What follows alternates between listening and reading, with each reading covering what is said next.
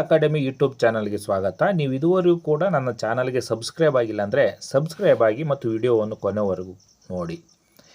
U G neat ಮತ್ತು C E T 2024 ಸಂಬಂಧಪಟ್ಟಂತೆ seat ಹಂಚಿಕೆ ಫಲಿತಾಂಶದ ನಂತರದ ಪ್ರಕ್ರಿಯೆಗಳು, ಅದರಲ್ಲಿ ಕೂಡ ಈಗ ವೈದ್ಯಕೀಯ ಮತ್ತು ದಂತವೈದ್ಯಕೀಯ ಮತ್ತು ಆಯುಷ್ ಕೋರ್ಸ್ಗಳಿಗೆ ಈಗ ಏನು ಹೇಳ್ತೀವಿ ಈ ಅಂಶಗಳು ಈ ವೈದ್ಯಕೀಯ ದಂತವೈದ್ಯಕೀಯ ಮತ್ತು ಆಯುಷ್ ಕೋರ್ಸ್ಗಳಿಗೆ ಸಂಬಂಧಪಟ್ಟಿರ್ತಕ್ಕಂಥದ್ದು.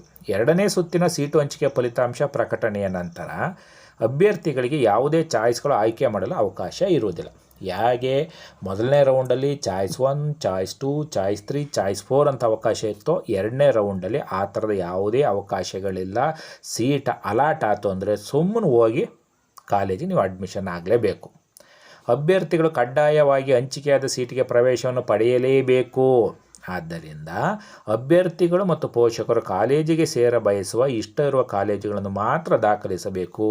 ಏಕೆಂದರೆ ಮೆರಿಟ್ ಆಧಾರದ ಮೇಲೆ ಹಾಗೂ ಅಭ್ಯರ್ಥಿಗಳು ದಾಖಲಿಸುವ ಆಪ್ಷನ್ಸ್ಗಳನ್ನು ಪರಿಗಣಿಸಿ ಸೀಟು ಹಂಚಿಕೆ ಮಾಡೋದ್ರಿಂದ ಹಂಚಿಕೆಯಾದ ಸೀಟನ್ನು ನಿರಾಕರಿಸುವಂತಿಲ್ಲ. ಆದ್ದರಿಂದ ಅಭ್ಯರ್ಥಿಗಳು ಎಚ್ಚರಿಂದ ಆಪ್ಷನ್ಸ್ಗಳನ್ನು ಆದ್ಯತೆಯ ಕ್ರಮಾಂಕದಲ್ಲಿ, ಅಂದರೆ ಎರಡನೇ ರೌಂಡಲ್ಲಿ ಸೀಟ್ ಅಲಾಟ್ ಆಯ್ತಂದ್ರೆ ನೀವು ಸುಮ್ಮನೆ ಹೋಗಿ ಅಡ್ಮಿಷನ್ ಆಗ್ತಾ ಇರಬೇಕು. ಎರಡನೇ ರೌಂಡಲ್ಲಿ ಸೀಟ್ ಅಲಾಟ್ ಆಯಿತು, ನನಗಿದು ಬೇಡ, ನನಗಿದು ಇಷ್ಟ ಇಲ್ಲ ಅಂತ ಅನ್ನಂಗಿಲ್ಲ. ಯಾಕೆ ಈ ಥರದ ಒಂದು ಕಠಿಣ ನಿರ್ಧಾರವನ್ನು ಕೆ ಎ ತೆಗೆದುಕೊಂಡಿದೆ ಅಂದರೆ, ಎರಡನೇ ರೌಂಡಲ್ಲಿ ಸೀಟ್ ಅಲಾಟ್ ಆದ ನಂತರದಲ್ಲೂ ಕೂಡ ನೀವೇನಾದ್ರು ಅಡ್ಮಿಷನ್ ಆಗಿಲ್ಲ ಅಂದರೆ ಇದು ಒಂಥರ ಸೀಟ್ ಬ್ಲಾಕಿಂಗಿಗೆ ಪೂರಕವಾದಂಥ ಒಂದು ನಡೆ ಆಗತ್ತೆ. ಹಾಗಾಗಿ ನಿಮಗೆ ಯಾವ ಕಾಲೇಜಿನಲ್ಲಿ ಸೀಟ್ ಬೇಕು ಅಂತ ಇದೆ ಅಂಥ ಆಪ್ಷನ್ಸ್ಗಳನ್ನು ಮಾತ್ರ ನೀವು ಉಳಿಸ್ಕೊಳ್ಳಿ, ಇನ್ನುಳಿದಂಥವನ್ನು ಡಿಲೀಟ್ ಮಾಡಿ. ಆಗ ಇದಕ್ಕೆ ಸಂಬಂಧಪಟ್ಟಂತೆ ವಿದ್ಯಾರ್ಥಿಗಳು ಮತ್ತು ಪೋಷಕರು ಸ್ವಲ್ಪ ಗಂಭೀರವಾಗಿ ಚಿಂತನೆ ಮಾಡಿ, ಯಾವ ಕಾಲೇಜಿನಲ್ಲಿ ಸಿಕ್ಕಿ ನಾನು ಹೋಗ್ತೀನಿ ಅಧ್ಯಯನ ಮಾಡೋಕ್ಕೆ ಅಂತ ಅನಿಸುತ್ತೋ ಅಂಥ ಆಪ್ಷನ್ಸ್ಗಳನ್ನು ಮಾತ್ರ ಉಳಿಸ್ಕೊಂಡು ಇನ್ನುಳಿದಂಥ ಡಿಲೀಟ್ ಮಾಡಿ. ಯಾರು ಸೆಲೆಕ್ಟೆಡ್ ಕಾಲೇಜುಗಳು ಮಾತ್ರ ಬೇಕು ಅಂತಕ್ಕಂಥವ್ರಿಗೆ. ನಂತರ ಎರಡನೇ ಸುತ್ತಿನ ಸೀಟು ಹಂಚಿಕೆ ನಂತರ ಶುಲ್ಕ ಪಾವತಿಸಲು ಅಥವಾ ಕಾಲೇಜಿನಲ್ಲಿ ಪ್ರವೇಶ ಪಡೆಯಲು ವಿಫಲನಾದಲ್ಲಿ ಅಂಥ ಅಭ್ಯರ್ಥಿ ವಿರುದ್ಧ ಕಾನೂನು ಕ್ರಮ ಜರುಗಿಸಲಾಗುವುದು. ಅದೇ ನಾನು ಹೇಳಿದ್ದು. ಅಂದರೆ ಇದೊಂಥರ ಸೀಟ್ ಬ್ಲಾಕಿಂಗಿಗೆ ಶಾಮೀಲಾಗಿದ್ದಾರೆ ಅಂತ ಅನಿಸುತ್ತೆ. ಸೀಟ್ ಅಲಾಟ್ ಆಗಿಯೂ ಕೂಡ ನೀವು ಹೋಗಲಿಲ್ಲ ಅಂತೇಳಿ, ಹಾಗಾಗಿ ಕಾನೂನು ಕ್ರಮ ಕೈಗೊಳ್ಳಲಾಗುತ್ತೆ. ಹಾಗಾಗಿ ಇದು ಎಚ್ಚರ ಇರಲಿ ನಿಮಗೆ. ವೈದ್ಯಕೀಯ ಸೀಟು ಹಂಚಿಕೆ ಆಗದ ಅಭ್ಯರ್ಥಿಗಳಿಗೆ ಸೂಚನೆ, ವೇಳಾಪಟ್ಟಿಯ ಪ್ರಕಾರ ವೈದ್ಯಕೀಯ ಮಾಪಪ್ನಲ್ಲಿ ಭಾಗವಹಿಸ್ಬೋದು. ಯಾರಿಗೆ ಫಸ್ಟ್ ರೌಂಡು ಮತ್ತು ಸೆಕೆಂಡ್ ರೌಂಡ್ನಲ್ಲಿ ನಿಮಗೆ ಸೀಟೇ ಅಲಾಟ್ ಆಗಿಲ್ಲ ಅಂಥವ್ರು ಮಾಪಪ್ ರೌಂಡಿಗೆ ಭಾಗವಹಿಸ್ಬೋದು. ಅದಕ್ಕೆ ಸಂಬಂಧಪಟ್ಟಂಥ ನಂತರದಲ್ಲಿ ಮಾಹಿತಿ ಬರುತ್ತೆ. ದಂತವೈದ್ಯಕೀಯ ಸೀಟ್ ಪಡೆದಂಥವ್ರಿಗೆ ಏನು ಸೂಚನೆ, ವೇಳಾಪಟ್ಟಿ ಪ್ರಕಾರ ವೈದ್ಯಕೀಯ ಮಾಪಪ್ನ ಸುತ್ತಿನಲ್ಲಿ ಭಾಗವಹಿಸ್ಬೋದಾಗಿದೆ. ಯಾರು ದಂತವೈದ್ಯಕೀಯ ಸಿಕ್ಕಿದೆ, ನಿಮಗೆ ಮೆಡಿಕಲ್ ಸೀಟ್ ಯಾವುದೂ ಸಿಕ್ಕಿಲ್ಲ, ಫಸ್ಟ್ ರೌಂಡಲ್ಲೂ ಸಿಕ್ಕಿಲ್ಲ, ಸೆಕೆಂಡ್ ರೌಂಡಲ್ಲೂ ಸಿಕ್ಕಿಲ್ಲ, ಆದರೆ BDS ಸಿಕ್ಕಿದೆ, ನೀವು ಕಾಲೇಜಿಗೆ ಅಡ್ಮಿಷನ್ ಆಗಿದ್ದೀರಿ, ಫೀಸ್ ಕಟ್ಟಿದ್ದೀರಿ. ಆದರೆ ನಿಮಗೇನಾದರೂ ಒಂದು ವೇಳೆ ವೈದ್ಯಕೀಯ ಮಾಪಪ್ ರೌಂಡ್ನಲ್ಲಿ ಭಾಗವಹಿಸಬೇಕು ಅಂತ ಇಚ್ಛೆ ಇದ್ದರೆ ನೀವು ಭಾಗವಹಿಸ್ಬೋದು. ಆದರೆ ದಂತವೈದ್ಯಕೀಯ ಗಮನಿಸಿ, ಆದರೆ ದಂತವೈದ್ಯಕೀಯ ಸೀಟ್ಗಳ ಮಾಪಪ್ ರೌಂಡ್ನಲ್ಲಿ ನೀವು ಭಾಗವಹಿಸಂಗಿಲ್ಲ. ವೈದ್ಯಕೀಯ ಮಾಪಪ್ ರೌಂಡ್ನಲ್ಲಿ ಭಾಗವಹಿಸ್ಬೋದು, ದಂತವೈದ್ಯಕೀಯ ಮಾಪಪ್ ರೌಂಡ್ನಲ್ಲಿ ಭಾಗವಹಿಸಂಗಿಲ್ಲ.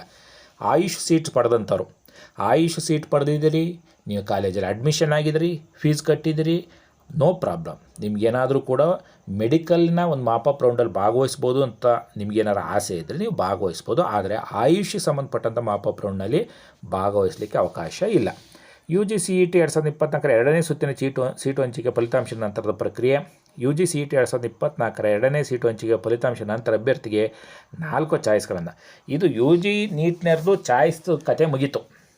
ಫಸ್ಟ್ ರೌಂಡಿಗೆ ಮುಗೀತು, ಇದು ಎರಡನೇ ರೌಂಡಲ್ಲಿ ಅಂತಿಮ ನೀವು ಅಡ್ಮಿಷನ್ ಆಗಬೇಕು. ಬಟ್ UG CET ಇನ್ನೂ ಕೂಡ ಪಿಕ್ಚರ್ ಅಭಿ ಬಾಕಿ ಹೈ ಅನ್ನಂಗೆ ನಿಮ್ಗೆ ಇನ್ನೂ ಕೂಡ ಅವಕಾಶ ಇದೆ. ನಿಮಗೆ ಚಾಯ್ಸ್ ಎಂಟ್ರಿ ಮಾಡಲಿಕ್ಕೆ ಅವಕಾಶವನ್ನು ನೀಡಲಾಗುತ್ತೆ. ನೋಡಿ, ಇಂಜಿನಿಯರಿಂಗ್, ಆರ್ಕಿಟೆಕ್ಚರ್, ಕೃಷಿ ವಿಜ್ಞಾನ, ಫಾರ್ಮಸಿ, BSc, ನರ್ಸಿಂಗ್, ಯೋಗ ಇವೆಲ್ಲ ಬರ್ತಾವಲ್ಲ, ವೈದ್ಯಕೀಯ, ದಂತವೈದ್ಯ, ಆಯುಷ್ ಕೋರ್ಸ್ಗಳು ಸಂಬಂಧಪಟ್ಟಂತೆ ಎರಡನೇ ಸುತ್ತಿನ ಸೀಟು ಹಂಚಿಕೆ ಕುರಿತ ಅಭ್ಯರ್ಥಿಗಳಿಗೆ ಸೂಚನೆ. ಮೊದಲನೇ ಸುತ್ತಿನ ಸೀಟು ಹಂಚಿಕೆ ನಂತರ ಉಳಿದಿರುವ, ರದ್ದುಪಡಿಸಿಕೊಳ್ಳುವ, ಹೊಸದಾಗಿ ಸೇರ್ಪಡೆಯಲ್ಲಿ ಲಭ್ಯವಾಗುವ ಸೀಟುಗಳನ್ನು ಎರಡನೇ ಸುತ್ತಿನ ಸೀಟು ಹಂಚಿಕೆ ಪರಿಗಣಿಸಲಾಗುವುದು. ಪ್ರಾಧಿಕಾರದ ವೆಬ್ಸೈಟ್ನಲ್ಲಿ ನಿಗದಿತ ಲಿಂಕ್ ಆಯ್ಕೆ ಮಾಡಿಕೊಂಡು ಅಭ್ಯರ್ಥಿಗಳು ಅವರುಗಳ ಮಾಹಿತಿಯನ್ನು ದಾಖಲಿಸಿದಲ್ಲಿ ಮೊದಲನೇ ಸುತ್ತಿನ ದಾಖಲಿಸಿದ ಆದ್ಯತೆಗಳನ್ನು ತೋರಿಸಲಾಗುವುದು. ಅಂದರೆ ನೀವೇನು ಮೊದಲನೇ ರೌಂಡಲ್ಲಿ ಆಪ್ಷನ್ ಎಂಟ್ರಿ ಮಾಡಿದ್ದೀರಾ ಅವುಗಳನ್ನು ತೋರಿಸಲಾಗುತ್ತೆ. ಮೊದಲ ಸುತ್ತಿನ ದಾಖಲಿಸಿದ ಆದ್ಯತೆಗಳು ಎರಡನೇ ಸುತ್ತಿಗೂ ಸಹ ಅನ್ವಯಿಸುತ್ತದೆ. ಮೊದಲ ಸುತ್ತಿಗೂ ಮುಂಚೆ ದಾಖಲಿಸಿದ ಆದ್ಯತೆಗಳನ್ನು ಅಂತಿಮ ಎಂದು ಪರಿಗಣಿಸಲಾಗುವುದು. ಏನು ಫಸ್ಟ್ ರೌಂಡಿಗೆ ನೀವು ಮಾರ್ಕ್ ಅಲಾಟ್ಮೆಂಟ್ ಆದ ನಂತರದಲ್ಲಿ ಫಸ್ಟ್ ರೌಂಡಿಗೆ ಸಂಬಂಧಪಟ್ಟಂತೆ ಏನು ಆಪ್ಷನ್ ಎಂಟ್ರಿ ಮಾಡಿದ್ದೀರಾ ಅದೇ ಅಂತಿಮ ಆಗಿರುತ್ತೆ. ಅಭ್ಯರ್ಥಿಗಳು ಮೇಲ್ಪಟ್ಟ ಆದ್ಯತೆಗಳನ್ನು ಅಂದರೆ ಹೈಯರ್ ಆರ್ಡರ್ ಆಪ್ಷನ್ಸ್ಗಳು ಅಂತ ಏನು ಕರಿತೀವಿ ಬದಲಾಯಿಸಬಹುದು ಅಥವಾ ತೆಗೆದುಹಾಕಬಹುದು. ಫಾರ್ ಎಕ್ಸಾಂಪಲ್ ಒಂದು ವೇಳೆ ನಿಮಗೆ ಯಾವುದೋ 1ರಿಂದ 10ನೇ ಕಾಲೇಜು ನಿಮಗೆ ಅಲರ್ಟ್ ಆಗಿದೆ ಫಸ್ಟ್ ರೌಂಡಲ್ಲಿ. ಸೊ ನೀವು ಏನು 1ರಿಂದ 9ರವರೆಗೆ ಇರ್ತಕ್ಕಂಥ ಕಾಲೇಜ್ ಇದ್ದಾವಲ್ಲ, ಇವುಗಳನ್ನು 2ನೇ ಸುತ್ತಿನ ಸೀಟ್ ಹಂಚಿಕೆ ಪ್ರಕ್ರಿಯೆ ಅಭ್ಯರ್ಥಿಗಳು ಬೇರೆ ಸೀಟ್ ತೆಗೆದುಕೊಳ್ಳೋ ಕಾರಣದಿಂದ ಉದ್ಭವಿಸಿರುವುದು ಸಹ ಮೆರಿಟ್ ಆಧಾರವನ್ನು ಹಂಚಿಕೊಂಡಿದ್ದ ಸೀಟ್ ಮ್ಯಾಟ್ರಿಕ್ಸ್ನಲ್ಲಿ ಸೀಟ್ಗಳ ಲಭ್ಯತೆ ಇಲ್ಲದಿದ್ದರೂ ಸಹ ಆಪ್ಷನ್ಗಳನ್ನು ಮಾಡಿಕೊಳ್ಬೇಕು. ಮೊದಲನೇ ಸುತ್ತಿನ ದಾಖಲಿಸಿದ ಆದ್ಯತೆಗಳು 2ನೇ ಸುತ್ತಿಗೂ ಸಹ ಅನ್ವಯಿಸ್ತವೆ. ಈ 1ರಿಂದ 9ರವರೆಗೆ ಇರ್ತಕ್ಕಂಥ ಕಾಲೇಜುಗಳ ನೀವು ರೀಆರ್ಡರ್ ಮಾಡ್ಬೋದು. ಈಗ ಯಾಕೋ 1ನೇದು ನನಗೆ ಬೇಡ, ಈ 5ನೇದು ಇದೆಯಲ್ಲ ಅದನ್ನು 1ಕ್ಕೆ ಹಾಕ್ತೀನಿ, ಹಾಕು, ನೋ ಪ್ರಾಬ್ಲಮ್. ಈಗ 6ರಾಗಿದ್ದದನ್ನು 3ಕ್ಕೆ ಹಾಕ್ತೀನಿ, ಹಾಕ್ಬೋದು. ಅಥವಾ ಇದು ಯಾವುದೋ 7ನೇ ಕಾಲೇಜ್ ಅಂತೂ ಇದು ಬೇಡವೇ ಬೇಡ, ನನಗೆ ಇದು ಸಿಕ್ಕಿರಂತೂ ನಾನು ಹೋಗೋದೇ ಇಲ್ಲ ಅಂತದನ್ನು ಡಿಲೀಟ್ ಮಾಡಿ ಹಾಕ್ಬಿಡು. ಈ ರೀತಿ ನಿಮ್ಗೆ ಯಾವುದು ಸೀಟ್ ಅಲಾಟ್ ಆಗಿದೆ ಅದಕ್ಕಿಂತ ಮೇಲ್ಗಡೆ ಇರ್ತಕ್ಕಂಥ ಸೀಟ್ಗಳನ್ನು ಮಾತ್ರ ನೀವು ರೀಆರ್ಡರ್ ಮಾಡಲಿಕ್ಕೆ, ಬದಲಾಯಿಸ್ಕೊಳ್ಳೋದಕ್ಕೆ ಅಥವಾ ಡಿಲೀಟ್ ಮಾಡಲಿಕ್ಕೆ ಅವಕಾಶ ಇರುತ್ತೆ. ನೋಡಿ, ಸೀಟ್ ಮ್ಯಾಟ್ರಿಕ್ಸ್ ಸೀಟ್ಗಳ ಲಭ್ಯತೆ ಇಲ್ಲದಿದ್ದರೂ ಸಹ ಆಪ್ಷನ್ಸ್ಗಳನ್ನ ಉಳಿಸಿಕೊಳ್ಳಬಹುದು. ನಾನು ಆಗಲೇ ಮೊದಲೇ ಪ್ರಾರಂಭದಲ್ಲಿ ಹೇಳಿರ್ತಕ್ಕಂಥ ರೀತಿಯಲ್ಲಿ ಒಂದು ವೇಳೆ ನಿಮಗೆ ಬೇಕಾಗಿರ್ತಕ್ಕಂಥ ಕಾಲೇಜಿನಲ್ಲಿ ನಿಮಗೆ ಬೇಕಾಗಿರ್ತಕ್ಕಂಥ ಕೋರ್ಸು, ಇದು UG NEET ಆರ್ CET ಸಂಬಂಧ ಎರಡಕ್ಕೂ UG NEET CET ಸಂಬಂಧಪಟ್ಟಂತೆ ನಿಮಗೆ ಬೇಕಾಗಿರ್ತಕ್ಕಂಥ ಕಾಲೇಜಿನಲ್ಲಿ ನಿಮಗೆ ಬೇಕಾಗಿರ್ತಕ್ಕಂಥ ಕೋರ್ಸ್ ಆಗಿರ್ಬೋದು ಅಥವಾ ನಿಮಗೆ ಬೇಕಾಗಿರ್ತಕ್ಕಂಥ ಕಾಲೇಜ್ ಆಗಿರ್ಬೋದು, ಅಲ್ಲಿ ವೇಕೆನ್ಸಿ ಸೀಟ್ ಮ್ಯಾಟ್ರಿಕ್ಸ್ನಲ್ಲಿ ತೋರಿಸ್ತಾ ಇಲ್ಲ. ಹಂಗಂತ ನನಗೆ ಬೇಕಾಗಿರ್ತಕ್ಕಂಥದ್ದು ನಮ್ಮ ಕೆಟಗರಿಗೆ ಸಂಬಂಧಪಟ್ಟಿರ್ತಕ್ಕಂಥದ್ದು ನನಗೆ ಬೇಕಾಗಿರ್ತಕ್ಕಂಥ ಕಾಲೇಜಿನಲ್ಲಿ ನನಗೆ ಬೇಕಾಗಿರ್ತಕ್ಕಂಥ ಕೋರ್ಸು ಲಭ್ಯ ಇಲ್ಲ, ಹಾಗಾಗಿ ನಾನು ಏನು ಆಪ್ಷನ್ ಎಂಟ್ರಿ ಮಾಡಿದ್ದೀನಿ ಅದನ್ನು ಡಿಲೀಟ್ ಮಾಡಿಬಿಡ್ತೀನಿ. ಮಾಡೋಕ್ಕೆ ಹೋಗಬೇಡಿ. ಯಾಕೆ ಅಂದರೆ ಒಂದು ವೇಳೆ ಏನು ನಿಮಗೆ ಬೇಕಾಗಿರ್ತಕ್ಕಂಥ ಕಾಲೇಜಿನಲ್ಲಿ ಮೊದಲನೇ ರೌಂಡಲ್ಲಿ ಅಲರ್ಟ್ ಆಗಿರ್ತಕ್ಕಂಥ ವ್ಯಕ್ತಿ ಸೆಕೆಂಡ್ ರೌಂಡಲ್ಲಿ ಆ ಸೀಟನ್ನು ಬಿಟ್ಟು ಬೇರೆ ಕಾಲೇಜ್ ತೆಗೆದುಕೊಳ್ಬೋದು ಅಥವಾ ಬೇರೆ ಕೋರ್ಸನ್ನು ತೆಗೆದುಕೊಳ್ಬೋದು, ಹೇಗೆ ಬೇಕಾದ್ರೂ ಆಗ್ಬೋದು. ಹಾಗಾಗಿ ನೀವು ಡಿಲೀಟ್ ಅಂತೂ ಮಾಡ್ಲಿಕ್ಕೆ ಹೋಗ್ಬೇಡ್ರಪ್ಪ. ಆದರೆ ಯಾವುದಾದ್ರು ಒಂದು ಕಾಲೇಜು ನನಗಂತೂ ಆ ಕಾಲೇಜಲ್ಲಿ ಸೀಟ್ ಸಿಕ್ಕಿರಂತೂ ನಾನು ಹೋಗೋದೇ ಇಲ್ಲ ಅಂತ ಯಾವುದಿರುತ್ತೆ ಆ ಥರದ ರೀಸನ್ ಏನಾದ್ರು ಇದ್ದರೆ ಮಾತ್ರ ಡಿಲೀಟ್ ಮಾಡಿ. ಇನ್ನು ಉಳಿದಂತೆ ಈ ಕಾಲೇಜಿನಲ್ಲಿ ಸೀಟು ವೇಕೆನ್ಸಿ ಇಲ್ಲ ಸೀಟ್ ಮ್ಯಾಟ್ರಿಕ್ಸಲ್ಲಿ ಅನ್ನೋ ಕಾರಣಕ್ಕೋಸ್ಕರ ನೀವು ಡಿಲೀಟ್ ಮಾಡೋಕ್ಕೆ ಹೋಗಬೇಡಿ, ಅದು ಬಿಟ್ಟುಬಿಡಿ. ಹೆಂಗೆ ಅವಕಾಶ ಸಿಗುತ್ತೆ ಅಂತ ಹೇಳೋಕ್ಕೆ ಬರಲ್ಲ. ಅಭ್ಯರ್ಥಿಗಳು 2ನೇ ಸುತ್ತಿನ ಭಾಗವಹಿಸಲು ಇಚ್ಛಿಸಿರುತ್ತಾರೆ ಎಂದರೆ ಮೊದಲ ಸುತ್ತಿನ ಹಂಚಿಕೆಯಾದ ಸೀಟಿಗಿಂತ ಉತ್ತಮವಾದ ಸೀಟನ್ನು ಆಯ್ಕೆ ಮಾಡಿಕೊಳ್ಳಲು ಭಾಗವಹಿಸುತ್ತಾರೆ. ನೀವು ಫಸ್ಟ್ ರೌಂಡಲ್ಲಿ ಸೀಟ್ ಅಲಾಟ್ ಆಗಿಯೂ ಕೂಡ 2ನೇ ರೌಂಡಲ್ಲಿ ಭಾಗವಹಿಸ್ತಾ ಇದ್ದೀರಾ ಅಂದರೆ ಇದಕ್ಕಿಂತ ಉತ್ತಮವಾದ ಸೀಟ್ ಏನಾರ ನನಗೆ ಸಿಕ್ಕಿದರೆ ನಾನು ಅದಕ್ಕೆ ಹೋಗ್ತೀನಿ ಅಂತ ಅದರ ಅರ್ಥ. ಈ ಸುತ್ತಿನಲ್ಲಿ ಅಭ್ಯರ್ಥಿಗಳಿಗೆ ಯಾವುದೇ ಮೇಲ್ಪಟ್ಟ ಆದ್ಯತೆಗಳ ಸೀಟು ದೊರಕದಿದ್ದಲ್ಲಿ ಮೊದಲ ಸುತ್ತಿನಲ್ಲಿ ಯಾವುದಾದರೂ ಸೀಟು ಹಂಚಿಕೆ ಆಗಿದ್ದಲ್ಲಿ ಅದೇ ಸೀಟು ಉಳಿಯುತ್ತದೆ. ಒಂದು ವೇಳೆ ನೀವು ಮೊದಲನೇ ರೌಂಡಲ್ಲಿ ಏನು ಅಲಾಟ್ ಆಗಿರ್ತಕ್ಕಂಥ ಸೀಟ್ಗಿಂತ ಮೇಲ್ಗಡೆ ಸೀಟ್ ಒಂದು ವೇಳೆ ಸಿಕ್ತು, ಮೊದಲು ಅಲಾಟ್ ಆಗಿರ್ತಕ್ಕಂಥ ಸೀಟ್ ಏನಾಗುತ್ತೆ, ಕ್ಯಾನ್ಸಲ್ ಆಗುತ್ತೆ.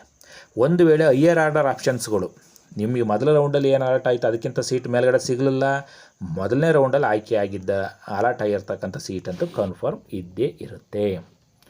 ಚಾಯ್ಸ್ 2 ಅನ್ನು ಆಯ್ಕೆ ಮಾಡೋ ಅಭ್ಯರ್ಥಿಗಳು ಈ ಕೆಳಗಿನ ನಿರ್ದೇಶನಗಳನ್ನು ಪಾಲಿಸಬೇಕು.